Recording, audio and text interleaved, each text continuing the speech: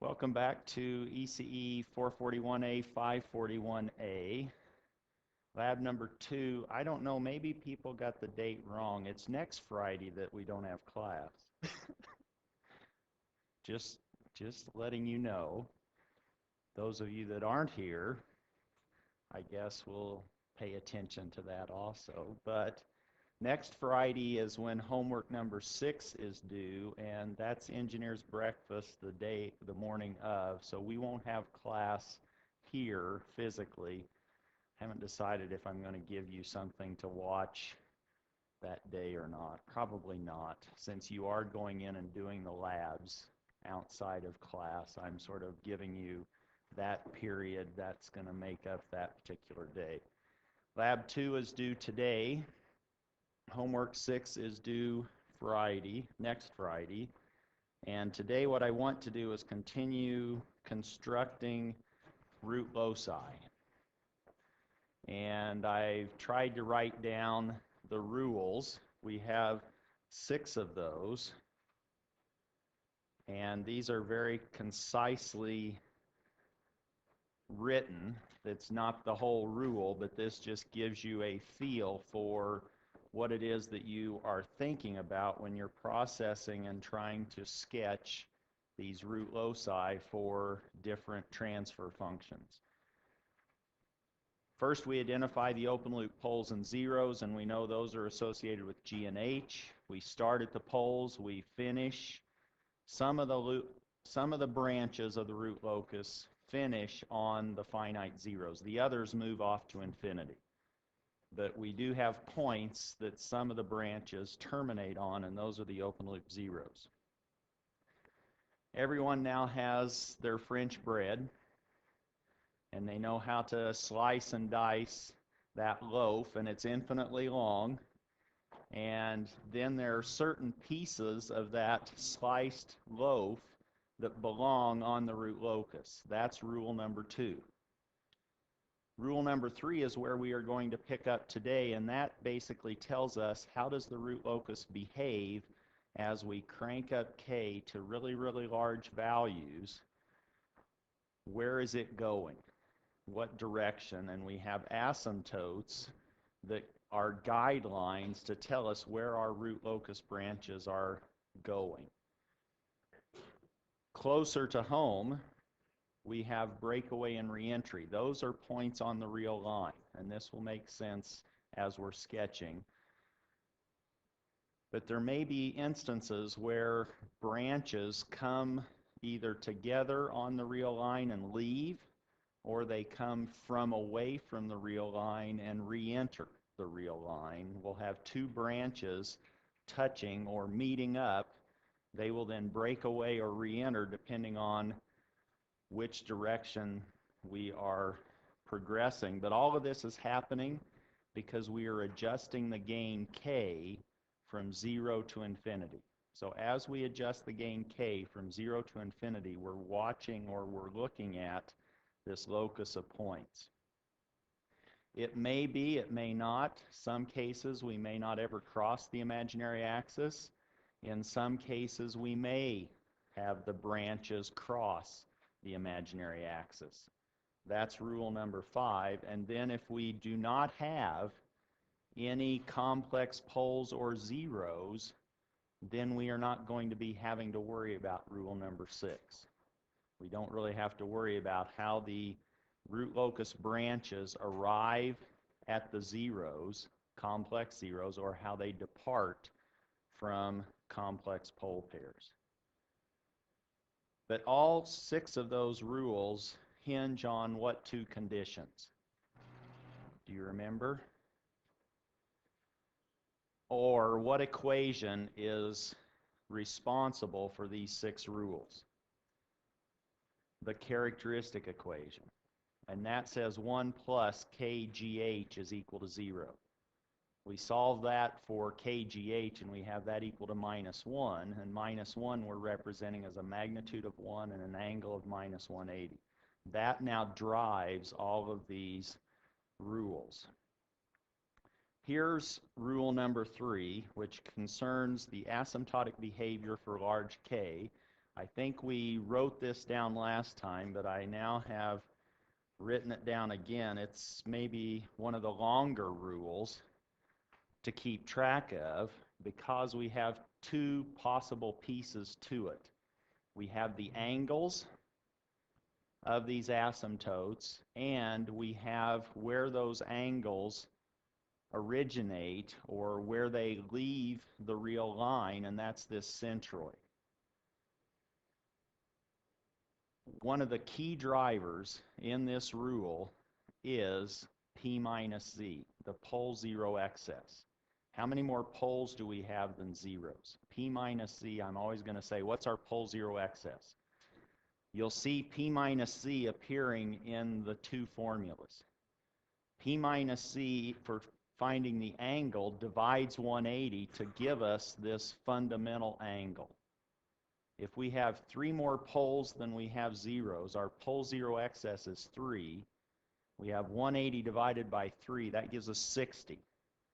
Now these asymptote angles are odd multiples of that fundamental. It's at 60, 3 times that, or 180, 5 times 60, or 300. We have 3 asymptotic branches that are going, one at 60, one at 180, and one at 300. Those angles are measured where? What's the relative, or where do we measure these angles relative to? The positive real axis. That's where we're defining all of these angles. So we have 60 degrees, we have 180 degrees, and then we have 300 degrees, which is minus 60, is another way of thinking of it.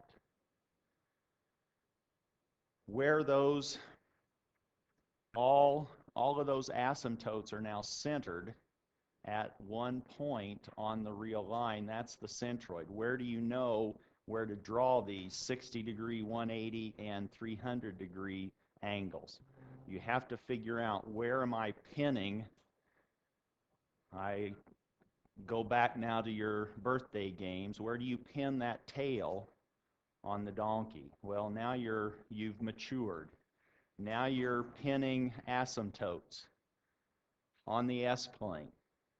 Where do you pin that on the real line?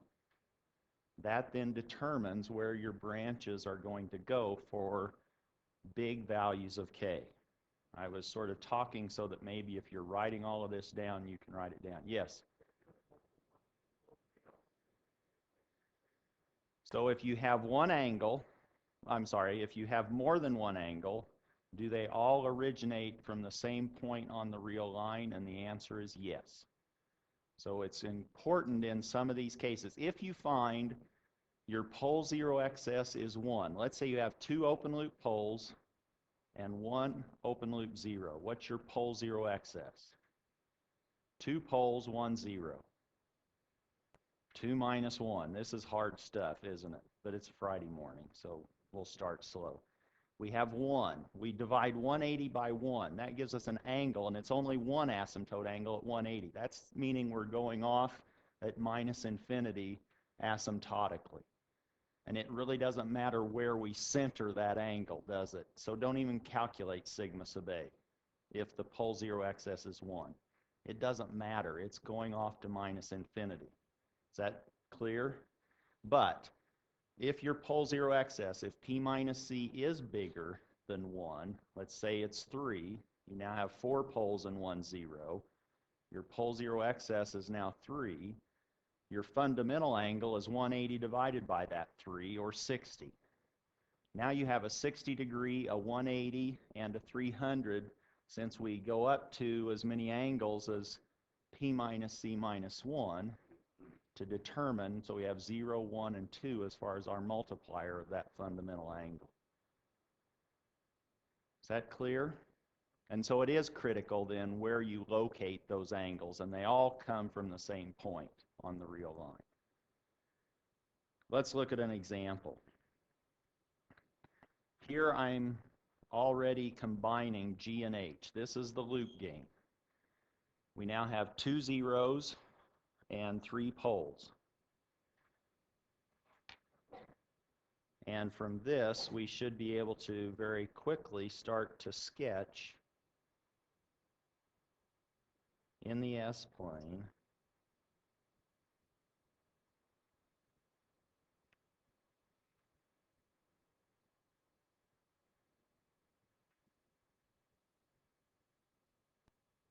and you can make your slicing and dicing of your real line a little more accurately than I have done as far as consistently. But here I have labeled -1 through -7. I got lazy. I didn't do the even numbers, but they're there. Now, what's the very first rule?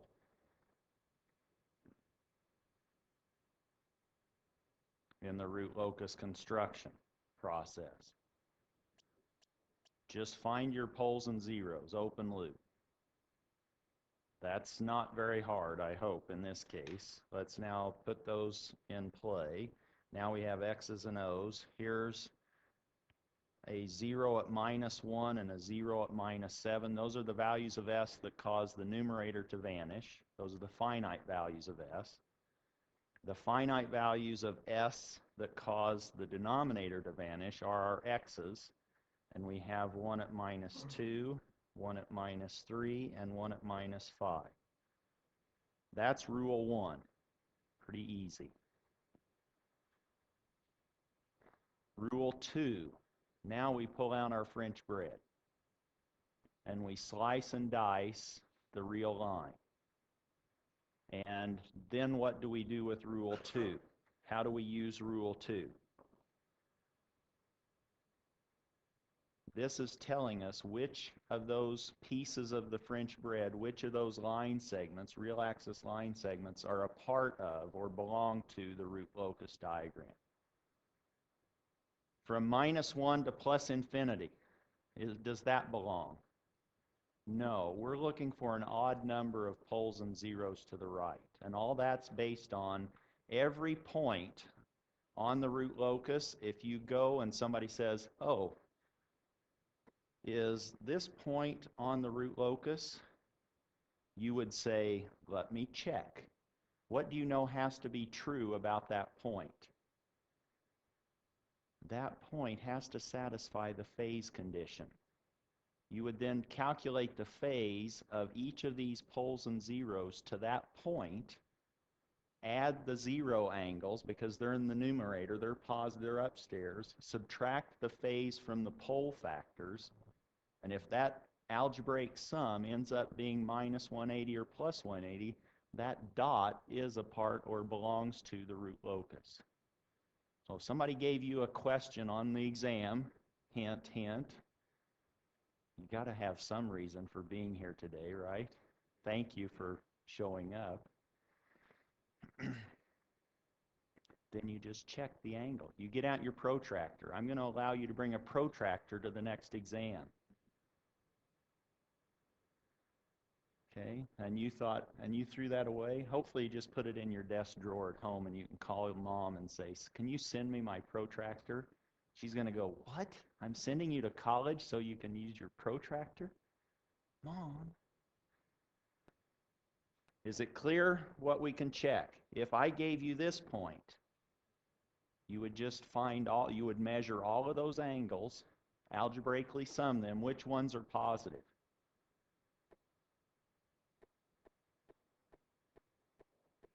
The angles due to the zeros are the ones that you add. You subtract all the zero angles. Is that clear? So the zeros are in the numerator. If you now had to compute the angle of GH at any of those dots, you could do it.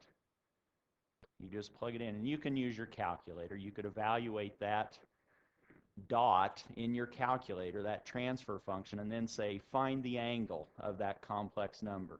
And that will be a way to determine if one of those 2 points is on the is on the root locus.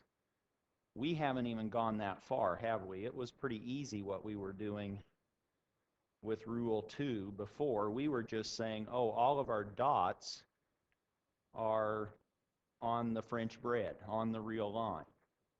And then the angles are pretty easy to calculate. You don't even need your protractor or your calculator, right?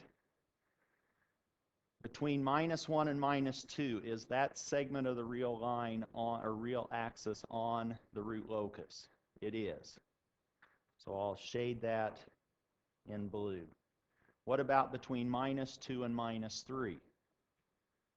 No, because there's 2, an even number, and those would all sum up their angles to 360. Here, that segment is on the real or root locus, that real line segment, and from -7 all the way to -infinity. And I'm not going to draw that today, but you know that it's going all the way to -infinity. Is that correct? Now, what's happening? In this particular diagram, we start the root locus at k equals 0 on the poles. So these two poles, -3 is going this way, -5 is going that way as we crank up the gain k. Which way am I moving along the root locus between -1 and -2? From right to left or left to right? So now, no, I'd get really confused if I had you point, because I wouldn't know if you were pointing for me or for the board. So right or left? Is your root locus going right or left? I guess I could have you do your right hand or left hand. It's going towards the 0, isn't it? It's leaving the pole and migrating to the 0, because as k gets bigger, we go towards the finite zeros and we leave the finite poles. The root locus then, and these arrows are important, as you crank up the gain k, you're moving that way. And this guy, somehow there's something going towards that. So now we have to figure out what's going on away from the real line on this root locus, and that's where rule number 3 is going to help us. What's happening asymptotically? Where do we have branches going? And how many asymptotic branches do you expect to see in this root locus diagram? We didn't say that, talk about that, but indirectly you know. How many open loop poles do you have? How many x's do you have? 3. How many zeros do you have? Finite zeros. 2. How many infinite zeros do you have? The number of infinite zeros is the difference between how many finite poles and finite zeros. So we have 1 infinite zero. What's our pole zero excess? 1. How many asymptotes do we have? Asymptote angle, we have 1. Where is that angle? What's phi sub a? What's the angle of the asymptote? It's 180 divided by the pole zero excess. That's the fundamental angle. You just told me the pole zero excess was 1. Your asymptote is 180. So what's happening to the root locus as you get really, really big with k? Which way is the root locus going? Is it going up and down? Does it have a big imaginary component? No. It's going off at -180 or +180. It's going to -infinity. I failed in my construction because I didn't leave myself enough room, so I'm going to cheat, if this will allow me to do this, and give myself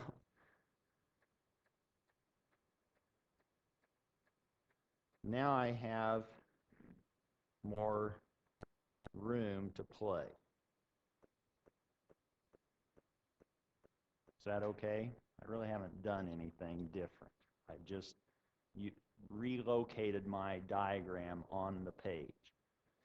And I'm going to get rid of that eraser before I erase everything. But now what you have told me is that one of the closed loop poles is marching off to minus infinity as you crank up the gain. So you're making that pole really, really fast. These poles correspond to e to the minus something, t, in your response. If you crank up the gain a lot, one of your poles is marching off to minus infinity. And that's the only one that's growing really, really big. What we will see, well, let's try to solve rule number 3. We said P, the number of poles was 3. The number of zeros was 1 plus 1 or 2. The pole zero excess is 1. And now we can say that the asymptote angle is this 180 degrees divided by the pole zero excess. And L in this case was 0, wasn't it? Because P minus Z minus 1, that's all we have to do with the index. With that being 0, we're ending up with our asymptote angle of 180 degrees. And it doesn't matter about sigma sub A. We don't need to even worry about it because no matter where that centroid is, we're going to go off to minus infinity. Sigma sub A is not needed. You don't need to calculate that. This is phi sub A, the angle of the asymptote. Sigma sub A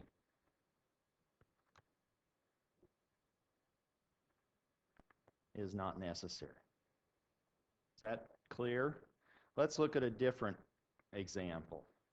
Oh, and I will say that something is kind of interesting about this. We're going to learn what happens. We have to figure out rule number 4, but I'll just kind of tease you with what to expect. These two, when they come together, they can't just stop. Between minus 3 and minus 5, they have to go somewhere. They can't just stop and stay. So they're going to exit. They're going to break away from the real axis, and they will actually somewhere, and it depends on the relative locations of all of these poles and zeros. It's not necessarily true that they break away right at minus 4. I don't know without calculating. I'm just going to guess that they break away about there, and then they do that. They move, they become complex, and they're conjugates. One goes high and one goes low. Then they re-enter, and we can calculate the re-entry point in Rule 4. One marches off to minus 7. The other one marches off to minus infinity as we're cranking up the gain. As you crank up the gain, how many closed loop poles do you have in this system?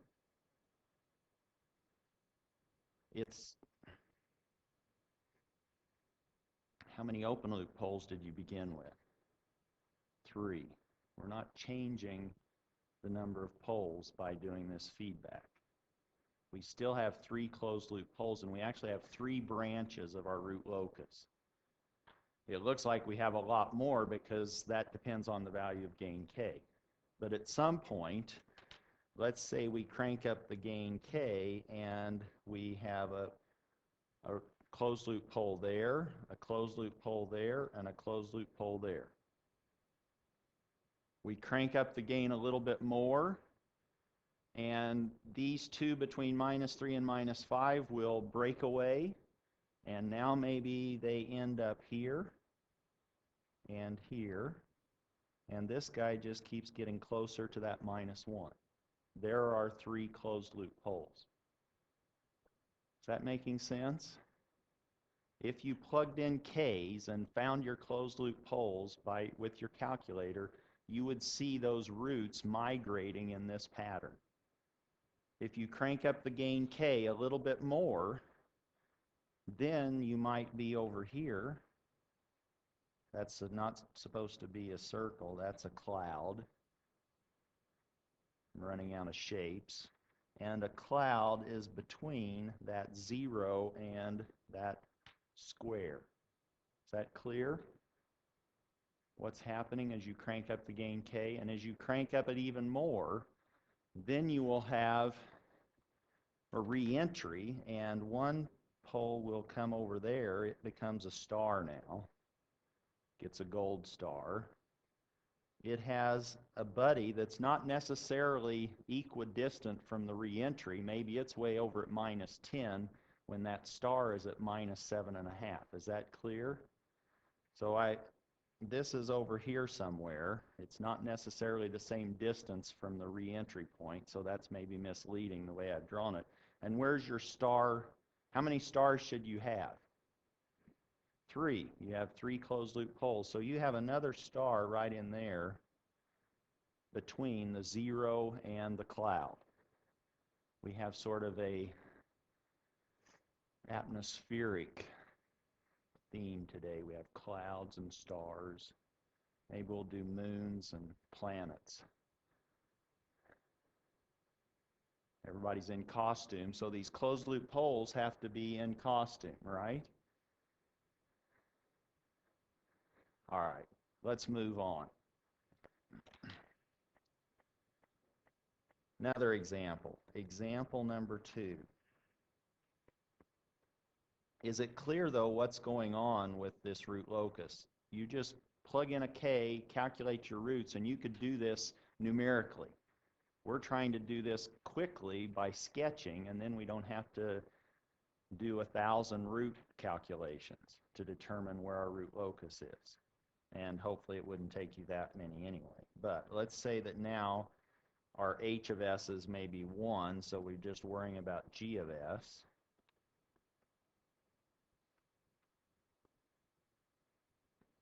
And there is now our system that we want to sketch the root locus for.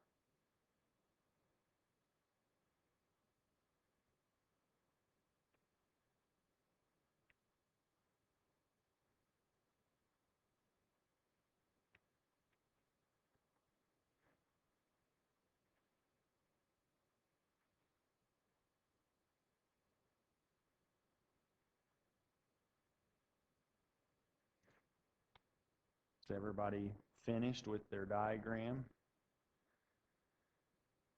What do we have? Do we have some X's and O's?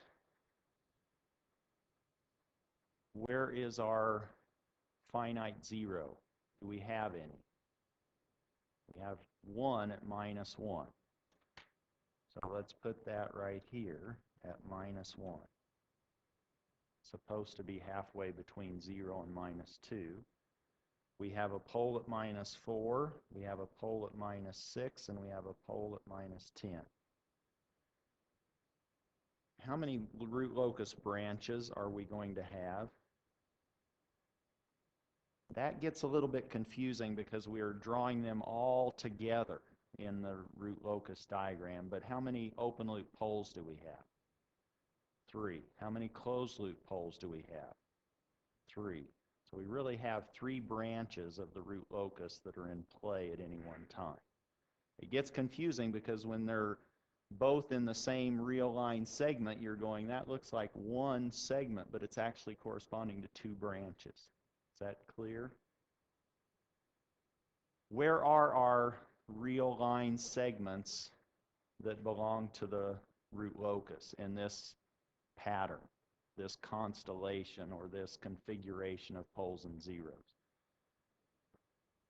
To the right of -1, does that belong? So now we're back to Sesame Street. One of these things doesn't belong. Sesame bread. Oh, we might have some sesame seeds on our French loaf bread. Good point. Good point. Those sometimes kind of get in the way, don't they? You have to get the broom out to sweep those up. Unless you've already ingested most of them.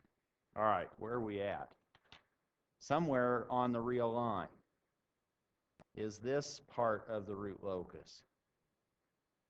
What about between -4 and -6?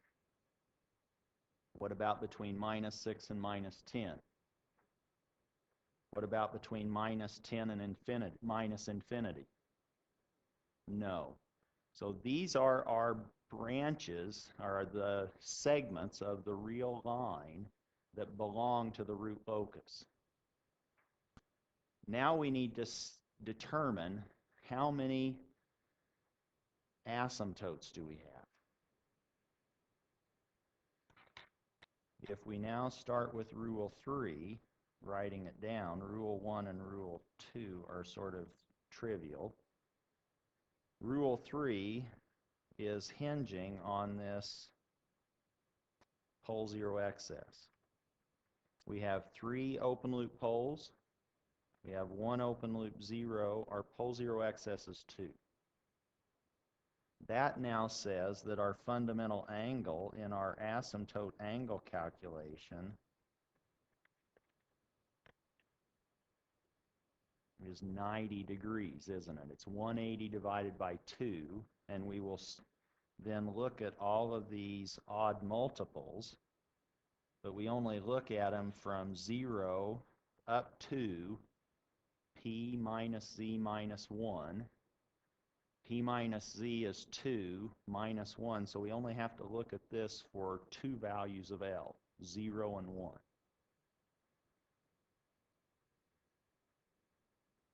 So we now have angles, phi sub A, of 90 degrees, and 3 times 90, 270, or minus 90. Is that clear? And now we do, how many asymptotes do we have? How many asymptotes do we have? We have 2. We calculated 2 angles. We have 2 asymptotes. It's critical now where to sketch those 2 angles. One's at plus 90, the other's at 270 or minus 90. These are going perpendicular to the real line at some point. We need to find that point, which is the centroid, sigma sub A. Do we remember what that was? Now it says take the sum of the poles, subtract the sum of the zeros, and divide by p minus c. That will be our centroid. We go back to our system, and here we have a pole at minus 4, we have a pole at minus 6, and we have a pole at minus 10. Those are the values we use in that first summation. Those are the sums that those are the numbers we use in this sum of our poles. We now say sigma sub A is minus 4, minus 6, minus 10. That was where our 3 poles were. And really you could say the real, well, it's easier if I just leave it as that. And then if you're adding and subtracting complex conjugates, it's okay. They'll cancel each other out. It's really the real parts of your poles that you're worried about. Minus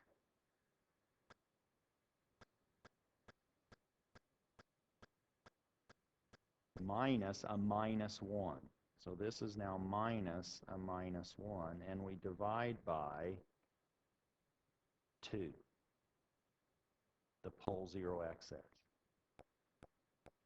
We now have minus 20 plus 1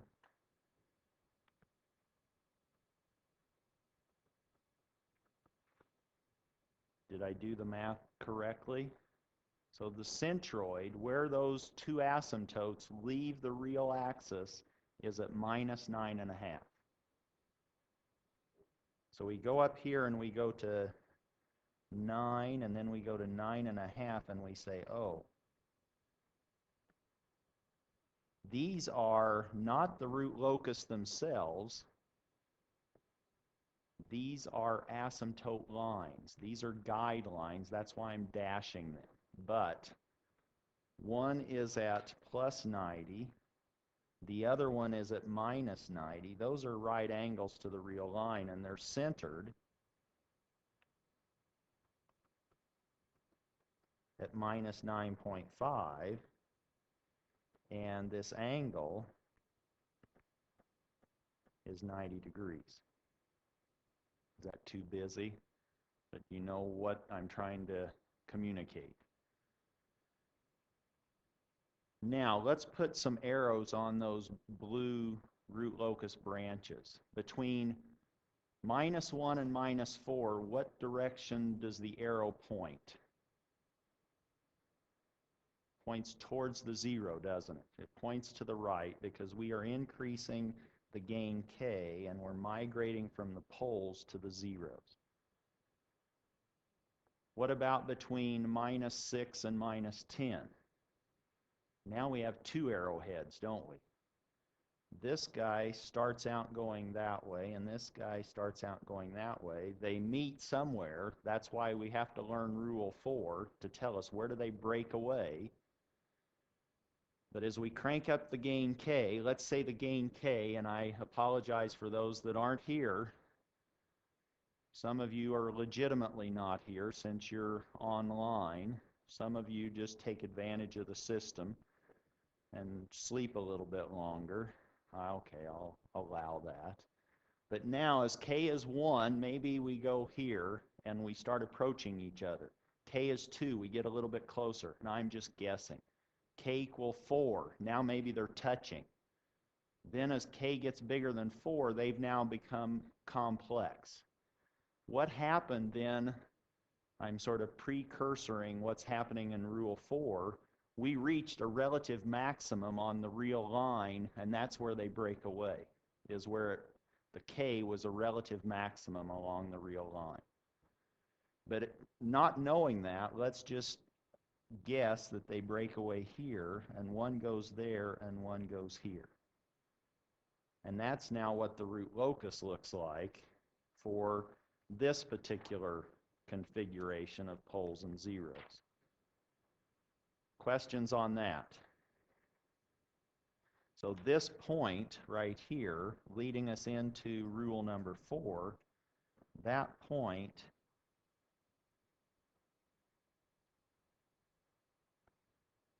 is the breakaway point. Now let's figure out how to find that. Are there questions, though, on this sketch? It's kind of fun, isn't it, to draw these? And what does that give you? What do those blue lines give you? This is the whole point we're doing it, so let's not forget why we're doing this. What do the blue lines tell us? That tells you the closed loop poles, doesn't it? Those blue lines are where your closed loop poles live. And they live on somewhere on those blue lines, and where they live depends on the value of the gain k.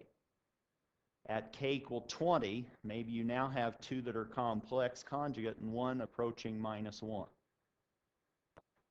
But those blue lines just tell you the possible values you have for your closed loop poles. All right, let's look at rule number 4. Rule number 4 is what I am entitling Breakaway and Reentry, and you don't necessarily have both of those going on. In this particular example, we had a breakaway, no reentry. They didn't come back to the real line. Question? Yes. Yes. So we have a 90-degree angle, and maybe what I am confusing you with is I drew 270 as -90. So I went -90 just so I didn't have to go all the way to 270. Is that clear?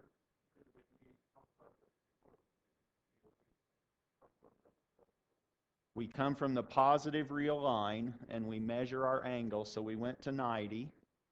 Then we went all the way to 270, but I said I'm not going to draw that angle. I'm just going to say that's equivalent to -90. Is that okay? So if somebody says your angles, asymptote angles from the formula are 90 and 270, but you know 270 is equivalent to -90, so somebody could say your asymptotes are plus and minus 90 degrees, and that's a lot of times what I will just say when the pole 0xs is 2. Is that okay? That's why I drew just two 90-degree symbols on my diagram instead of 190 and another one 270, but I hope you're clear that those are equivalent. All right. Now, with the breakaway and reentry, that occurs on the real axis. I guess what I was going to say is that one had a breakaway. This one had both a breakaway and a reentry, didn't it? This particular system or configuration. Let's figure out how we find those places. And they occur on the real axis. So we have breakaway, and in parentheses, I'm going to say reentry, and hopefully it will become clear what I'm meaning by that. Breakaway points occur at relative maximum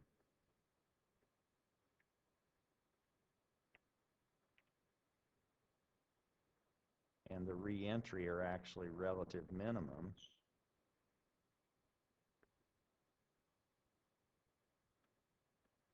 of the gain k. And I tried to talk us through that before. I said, oh, if they now hit at 4, and then for k bigger than 4 they became complex, there was a relative maximum at k of 4 on the real line. Let's look at an example.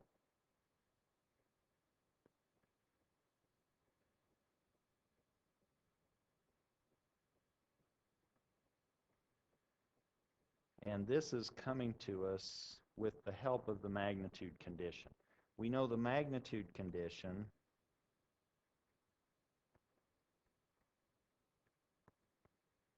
tells us that kg of s, h of s is equal to 1. So if we go back to one of our examples, we now have k times s plus 1 over s plus 4, s plus 6, s plus 10, and we know that has to equal 1. Well, we can use that to now solve for k. Since we know the absolute value of a product is the product of the absolute values, we can start taking the absolute values of all of these little factors and solve for k. Meaning, we can now say that, and we always are picking k to be positive, so I'm not going to show the absolute values on k, but k now, if we cross multiply, is this magnitude of s plus 4 times the magnitude of s plus 6 times the magnitude of s plus 10 all over s plus 1. You know, I said you could bring your protractor to the exam. You could even bring your dividers if you want, if you're drawing, if you're into mechanical drawing, to measure these distances. These are just lengths, aren't they? You just find a point in the complex plane, and here we're looking right on the real line, so s's are going to be real numbers, and we just say, oh, s is equal to minus 5. Oh, really? S equal to minus 5 gives me a length of 1. Between minus 5 and that pole at minus 4, that distance is just 1. So, if we now look at this, here, if I said, what is k that would take me to this particular spot right there, maybe it's at minus 7.2, you could now plug in s equal to minus 7.2 into this equation and calculate the gain to get you to that point. Is that clear? You would just sub in s equal to minus 7.2 and you would have some values to then compute the gain k to get you to that point. What we want to do is we want to now evaluate k between minus 6 and minus 10 and find where does it reach a relative maximum. And that's where it's going to break away. And we could do this with calculus if we wanted. But sometimes that's kind of nasty because we've got a ratio of polynomials of s. So we could do it numerically. We could just set this up and say the absolute value of this, and let me plug in some numbers for s. Pictorially, what we're doing, I hope this doesn't confuse you, it's meant to help. What we're doing is we are now checking points, this is values of s, between s equal minus 6 and s equal minus 10. And we're looking for a relative maximum. So if we were thinking of this, we have a minus 6 and a minus 10, and we want to pick s values between those. Here is the s-plane, and we're really looking at values of s that are real between minus 6 and minus 10. And you could actually plot the magnitude of k between those two points as a curve, or on with your calculator. What is k at minus 6? If we go back here and we plug in minus 6, what is k? If I evaluate that expression for k at s equal to minus 6, what am I going to get? 0, and that makes sense, right? We said we're starting at s equal to minus 6 when k is equal to 0. What about when k is when s is minus 10? 0 again, isn't it? Now, what if we plug in, well, let's just do that. Suppose we make a chart and we say, what's s and what's the magnitude of k? And we said, oh, at minus 6 it's 0. At minus 7, it's 9 over 6. At minus 8, we just plug it in and it's 16 over 7. So at minus 7, it was 1.5. At minus 8, it's a little bit more than 2. At minus 9, it's now 15 over 8. That's a little less than 2. So now we're seeing that k as a magnitude is doing something like that between, and that's probably not even accurately sketched. So I'm just figuratively sketching that. But what we want to do is we want to find what value of s is that relative maximum. I misshaded, but we're going to find that that's actually minus 8.2.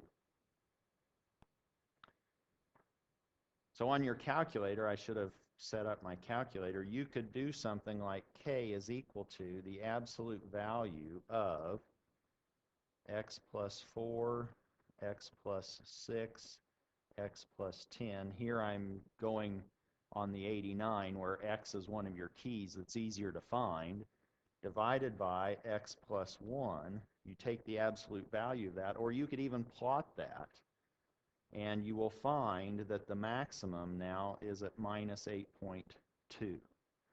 You could differentiate that and set that derivative equal to 0 and evaluate, and you'll find s is equal to minus 8.2.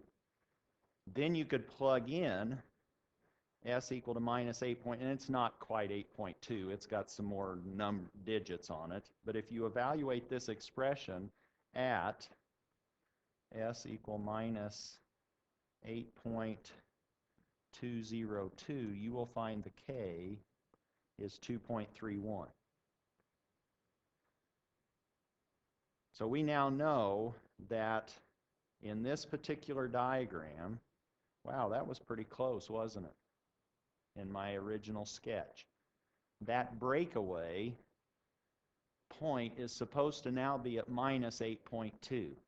So you could go back and change that if you had drawn it closer or further away than what it really was.